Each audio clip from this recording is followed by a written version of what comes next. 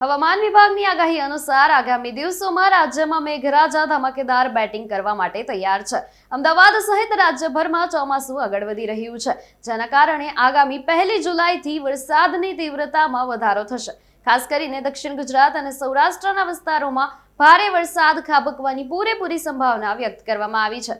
તો બીજી તરફ ગરમીના પારામાં પણ 2 થી 3 ડિગ્રીનો ઘટાડો નોંધાશે. નમસ્કાર, હું છું અંજલિ રાવલ અને તમે જોઈ રહ્યા છો ન્યૂ ભારત ન્યૂઝ. અમદાવાદ હવામાન કેન્દ્રના જણાવ્યા અનુસાર દક્ષિણ પશ્ચિમ ચોમાસું આગામી 2 થી 3 દિવસમાં ઉત્તર અરબી સમુદ્ર અને ગુજરાતના બાકીના ભાગોમાં આગળ વધવા માટે સાનુકૂળ બન્યું છે. હાલમાં અમદાવાદ શહેરમાં સવારથી જ ઠંડા પવનો ફૂંકાતા નાગરિકોને અસહ્ય ઉકળાટમાંથી આંશિક રાહત મળી છે. જો કે આગામી 4 દિવસ સુધી મહત્તમ તાપમાનમાં કોઈ મોટો ફેરફાર નહીં થાય, પરંતુ તે બાદ તાપમાનનો પારો 2 થી 3 ડિગ્રી સુધી નીચે ગબડશે, જેનાથી લોકોને ગરમીમાંથી કાયમી મુક્તિ મળશે. હવામાન વિભાગની માહિતી મુજબ રાજ્યમાં 2 થી 4 જુલાઈ દરમિયાન ભારેથી અતિભારે વરસાદ પડવાની સંભાવના વ્યક્ત કરવામાં આવી છે. આવતીકાલે 30મી જૂને સૌરાષ્ટ્રના અમરેલી, ગીર સોમનાથ, ભાવનગર તેમજ દીવમાં હળવોથી મધ્યમ વરસાદ વરસી શકે છે.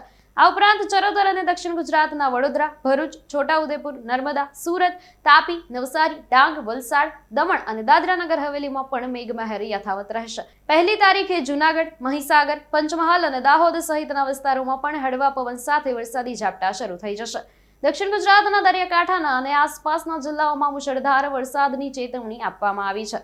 તો બીજી તરફ દેશના અન્ય રાજ્યો જેવા કે સિક્કિમ અને આસામમાં અવિરત વરસાદે તારાજી સર્જી છે. પરંતુ ઉત્તર ભારતમાં ચાલી રહેલી ભીષણ ગરમી વચ્ચે હવે ગુજરાત તરફ આગળ વધી રહેલું ચોમાસું સ્થાનિક ખેડૂતો અને જનતા માટે આશાનું નવું કિરણ લઈને આવ્યું છે.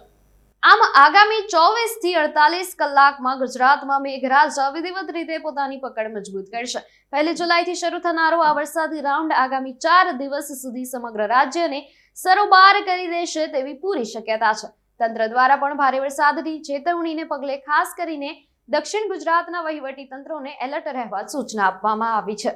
આપ કયા જિલ્લાથી છો એ અમને કોમેન્ટ સેક્શનમાં જરૂરથી જણાવશો અને ત્યાં કેવું વાતાવરણ છે એ પણ જણાવશો. આવા જ વેધર અપડેટ્સ માટે જોડાયેલા રહો ન્યૂ ભારત ન્યૂઝ સાથે. નમસ્કાર.